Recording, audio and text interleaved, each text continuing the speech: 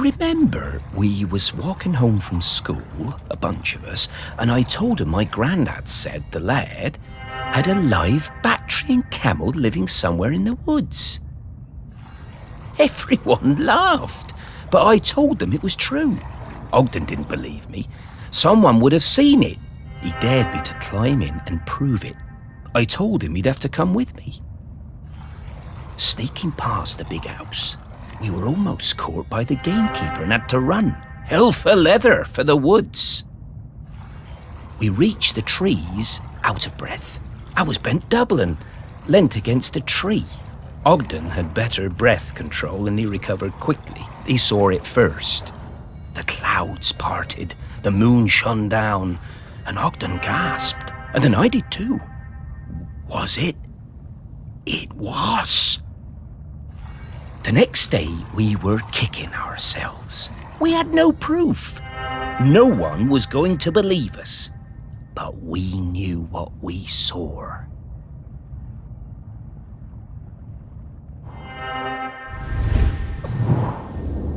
Oh, yeah.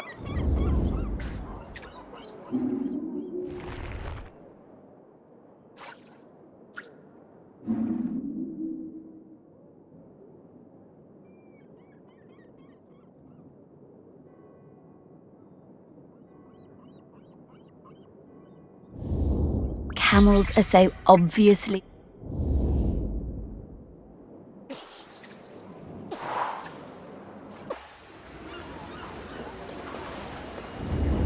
I'm getting the scent of Grenkins.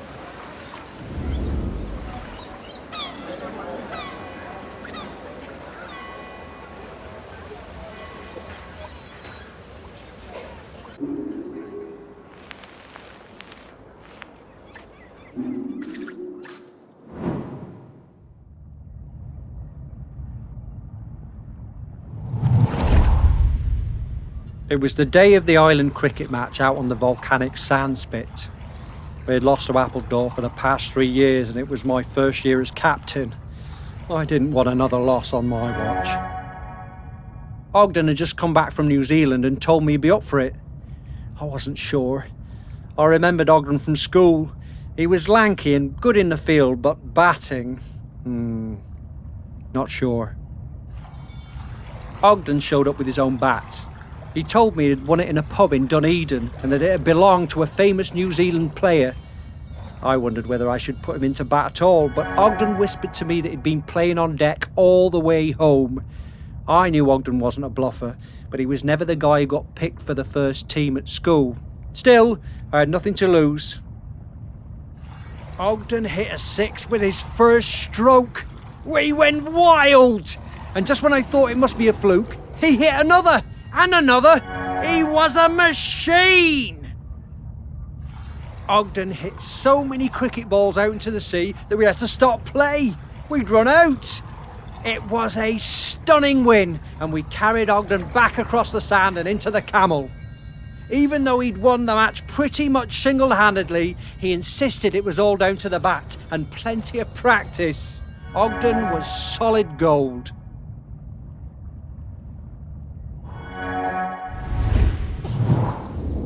How's that?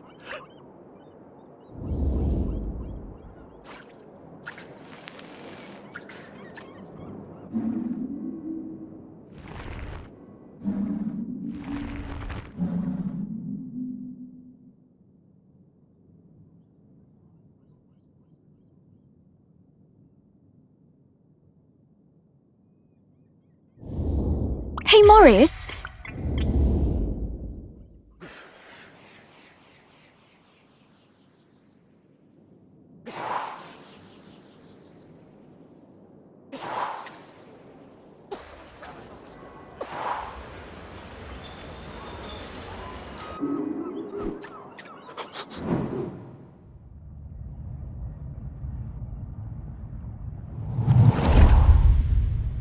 I remember when a young Ogden asked to join the Shelmerston Silver Band.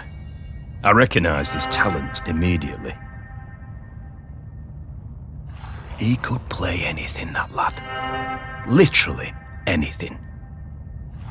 Eventually he settled on the sousaphone, which he always insisted on playing with his lucky bronze mouthpiece. One evening after the Silver Band played a storming concert in the Camel, Ogden and Sally got it into their heads to go for a night swim in the harbour, young love and all that. Ogden left his mouthpiece behind, and when we came back the next morning to pack up, it had disappeared. It really rattled him. Ogden was worried he wouldn't be able to perform without it, but of course next time we played, he was just as good as ever. Didn't need any lucky mouthpiece, our Ogden. He could play anything, that lad.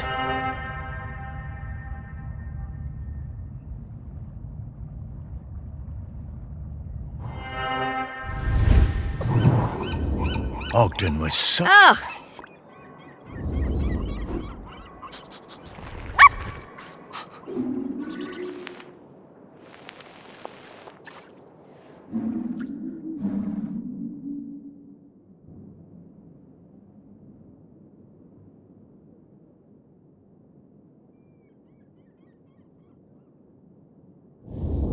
They seem to have been using it as a funnel. These bootleggers...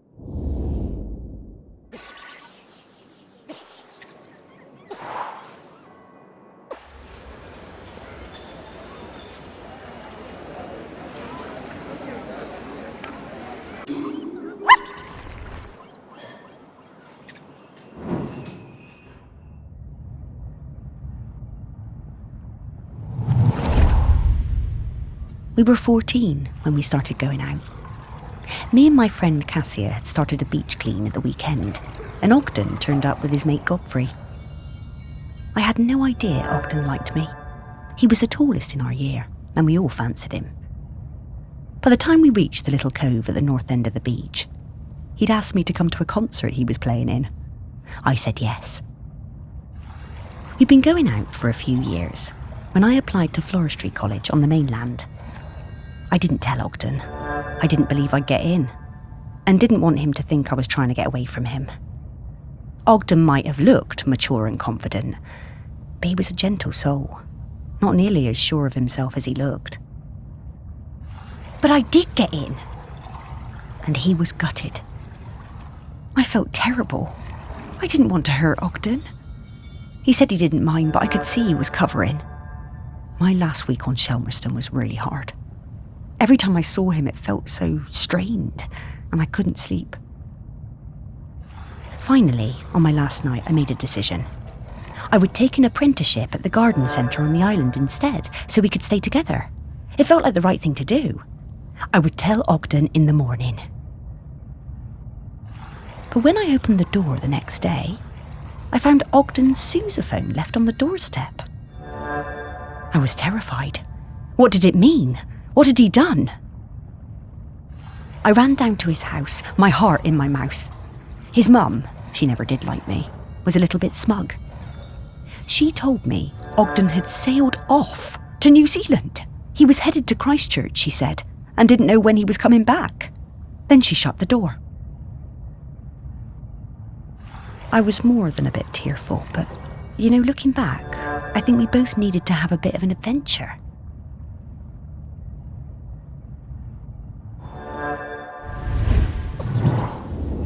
I spend a lot of time...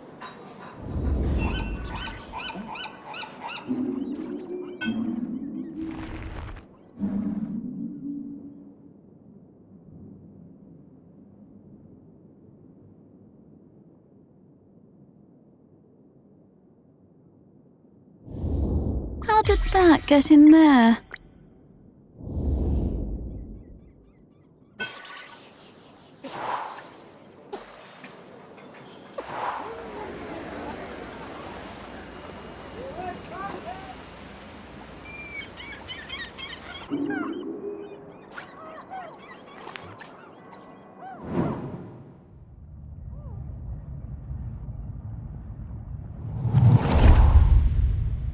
I missed Ogden so much, and for the first month there was no letter at all.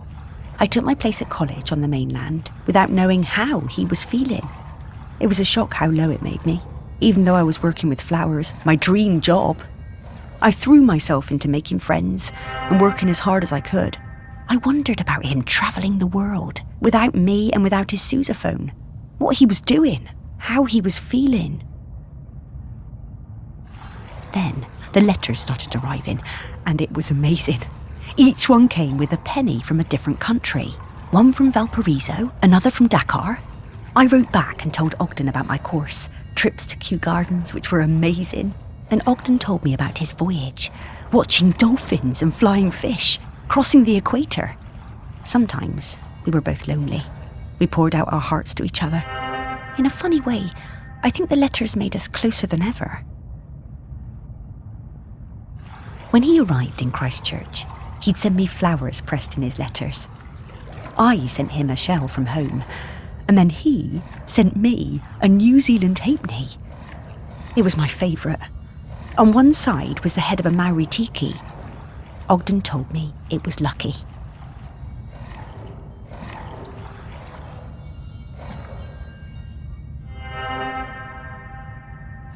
I came back to the island, and when my father died, I opened up my own florist shop on the quay. I tucked the halfpenny under the front step for luck, polished up Ogden's sousaphone and put it in the window. They both brought me luck, and the shop flourished. One day, Ogden showed up at the shop, completely out of the blue. He told me there was nowhere like Shelmerston, and no one like me. I was so thrilled to see him, I asked him to marry me there and then. He said yes. The Lord of...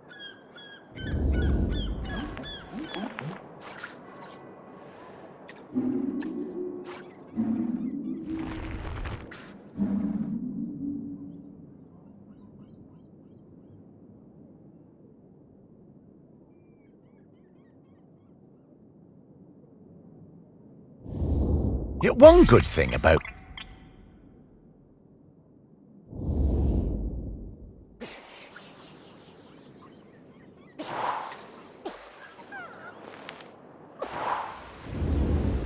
Yeah.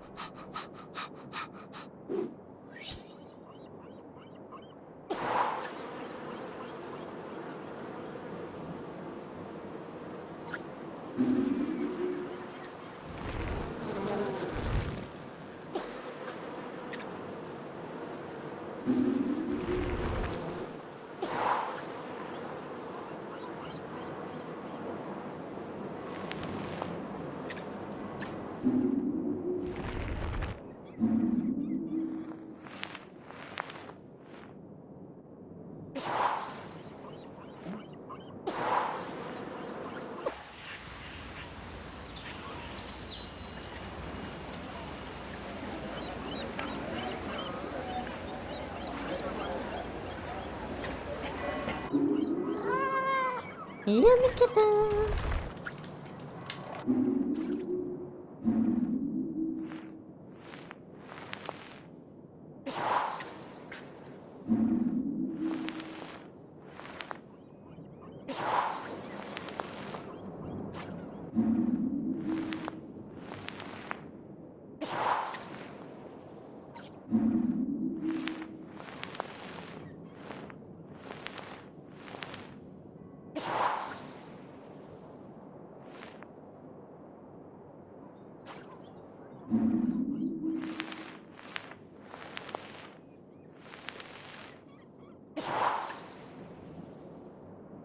Yummy kippers!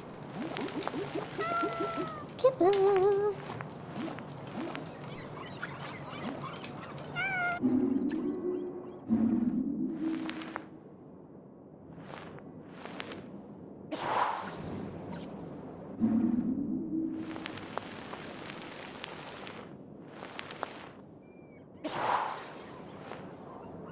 Yummy kippers!